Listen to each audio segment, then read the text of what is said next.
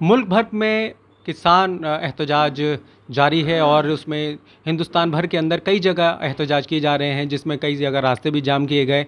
ये बिल जो पास हुआ है सेंट्रल की तरफ से, उससे काफ़ी नाराज़गी देखी जा रही है। हमारे साथ इस वक्त डॉक्टर रिहान अख्तर कासमी हैं, जो बहुत एक फैमिली से ताल्लुक़ रखते हैं, जो किसान फैमिली से ताल्लुक़ रखते हैं, कि उनको किस तरह से देख रहे हैं और किसान के साथ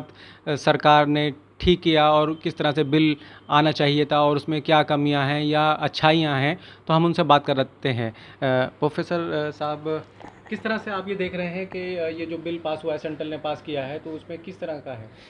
देखिए, सबसे पहली बात ये है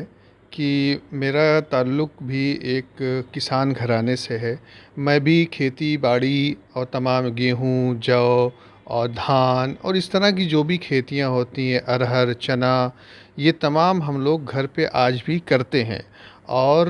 किसान की जो उम्मीदें होती हैं वो ये होती हैं कि जब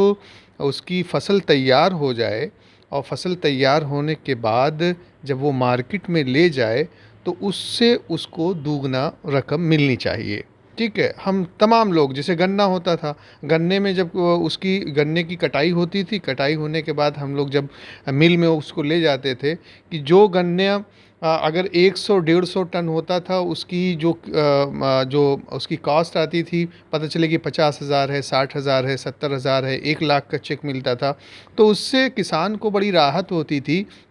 कि जिस मिट्टी को उसने 6 महीने साल भर जोता है, बोया है, खाद लगाई है, उससे उसके तमाम चीज़ें चलती रहती है। और जहाँ तक बिल की बात है, आप ये देखिए कि जब ये किसान बिल संसद में आया है, राज्यसभा में, उसके बाद लोकसभा में, तमाम जगह पे उस पे चर्चाएं हुई, डिबेट हुआ, लेकिन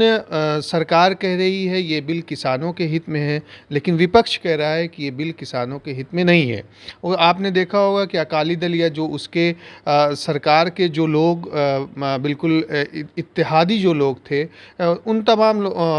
तमाम लोगों ने धीरे धीरे अपने को इस सरकार से पीछे लेना शुरू कर दिया। जैसे अकाली दल ने, आपने देखा कि अपने को अलग कर दिया और उसके कैबिनेट मंत्री ने इस्तीफ़ा दे दिया कि क्या कि ये किसानों के हित में नहीं है। लेकिन मैं ये कहता हूँ कि किसानों के हित में नहीं है। आज आज ये जब बिल पास हुआ है तो इससे पहले क्या किसानों के मुद्दे पर सरकार से बात करने की तमाम पार्टियों ने कोशिश की थी? क्या किसान जो पूरे इस लॉकडाउन में बिल्कुल मरने के कगार पे था, बिल्कुल उसकी तमाम चीज़ें ख़त्म होती जा रही, क्या सरकार से इस मुद्दे पे बात करने की विपक्ष ने कोशिश की थी? आज जब कहा जा रहा है इसका प्राइवेटाइजेशन कर दिया गया है, इनको मार्केट में कम दाम को लेकर ज़्यादा दाम पे प्राइवेट लोगों को, जो कंपनीज़ हैं, उनको दिया जाएगा। मैं समझता हूँ कि भरम फैलाने से बेहतर ये है कि सरकार की ओरिजिनल नीति को किसानों के सामने फुल फ्लेश तरीके से रखा जाए और फिर इस पर सरकार से भी बात होनी चाहिए। क्योंकि आप पहले दिन से आप देख रहे हैं कि जो प्राइम मिनिस्टर हैं नरेंद्र मोदी जी, वो हमेशा जो है किसानों की हित की बात करते हैं और ये कहते हैं कि ये बिल किसानों को आत्मनिर्भर बनाएगी। क्योंकि उनका एक स्लोगन है कि हम हिंदुस्तान की आम जनमानस को आत्मनिर्भर बनाना चाहते हैं, तो उसी का ये भी एक पार्ट है। लेकिन प्रोटेस्ट हो रहे हैं, आप देखिए हरियाणा में, पंजाब में, आप देखिए कि नोएडा में, आप देखिए कि और दूसरे स्टेट में, महाराष्ट्र में, हर जगह इस बिल को लेके प्रदर्शन चल रहे हैं, प्रोटेस्ट चल रहे हैं। बाकायदा पंजाब में 29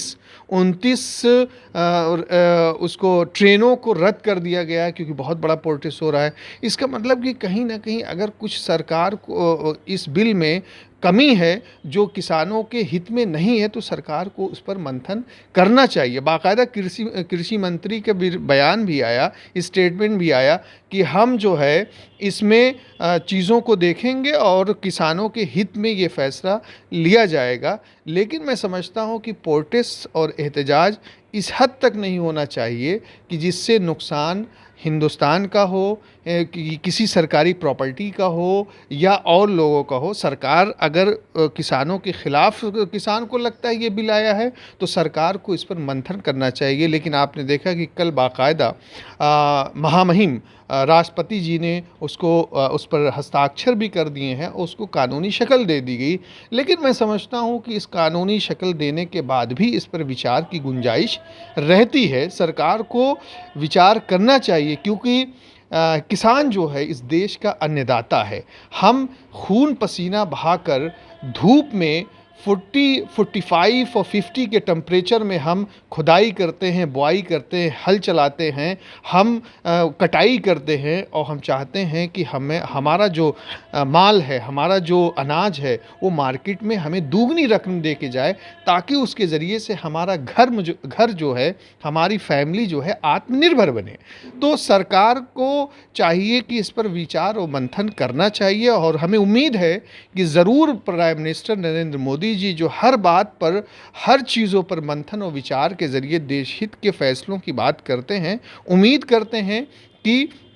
किसानों की भी बात सुनी जाएगी, हम जैसे छोटे किसानों की भी बात सुनी जाएगी और हमारी जो प्रॉब्लम्स हैं वो सरकार दूर करने की कोशिश करेगी, ताकि सरकार का जो स्लोगन है कि हिंदुस्तान जो है स्वदेशी मालों को प्रोजेक्ट करे और आत्मनिर्भर बने। तो आत्मनिर्भर बनने का जो संकेत दिया है प्राइम मिनिस्टर ने, हम समझते हैं कि सरकार जो है इस प्रोटेस्ट को, इस एहतजाज को और किसानों की जो आवाज़ है उसको ज़रूर सुनेगी और इसमें जो भी इस बिल में गुंजाइश निकलेगी किसानों को आत्मनिर्भर बनाने की, किसानों को मजबूत बनाने की, किसानों के माल और अनाज को ज़्यादा रेटों में उनको देने की, तो मैं समझता हूँ कि सरकार उस पर ज़रूर मंथन करेगी। कानूनी शक्ल बनने के बाद भी सरकार मंथन कर सकती है और हमें ये उम्मीद सिर्फ प्राइम मिनिस्टर से है। और प्राइम मिनिस्टर साहब से हम आग्रह करते हैं और दरख्वास्त करते हैं कि हम जैसे जो गरीब किसान लोग हैं, जो हम लोग मेहनत करते हैं, जो पूरे देश में जो किसान में जो एक भय और डर का माहौल पैदा किया गया है या हो गया है या किसानों को लगता है, तो सरकार को चाहिए कि उसको किसानों से बात करके इसको दूर करे, ताकि देश जो है, देश का जो किसान है ये आत्मनिर्भर बनने में मुल्क को सपोर्ट करे और उसके ज़रिए से एक मजबूत मुल्क बने और आत्मनिर्भर हिंदुस्तान बने। ये थे हमारे साथ डॉक्टर रिहान अख्तर काज़मी, जो अलीगढ़ मुस्लिम यूनिवर्सिटी के अंदर थियोलॉजी डिपार्टमेंट के अंदर एज ए लेक्चरर हैं और एक किसान घराने से भी ताल्लुक़ रखते हैं। इन्होंने आज प्रधानमंत्री नरेंद्र मोदी जी से आज आग्रह किया और उनसे रिक्वेस्ट करी है और इल्तिजा करी है कि ये बिल पास तो हुआ है, लेकिन इसमें अभी भी गुंजाइश है। अगर इसको बिल पास करने के बाद अगर इसको रिमूव कर दिया जाए और किसानों के हक़ में किया जाए, जिसकी वजह से आगे चल के आंदोलन होते हैं या इस तरह कोई प्रोटेस्ट होता है तो इसमें सरकारी संपत्ति का भी नुकसान होता है, तो इसको दोबारा बिल वापस किया जाए, जिससे किसानों के हक़ में बेहतर हो और आगे वो ज़िंदगी अपनी अच्छे से गुजार सकें। कैमरामैन अरशद के साथ खालिद मुस्तफ़ा, तहज़ीब टीवी, अलीगढ़।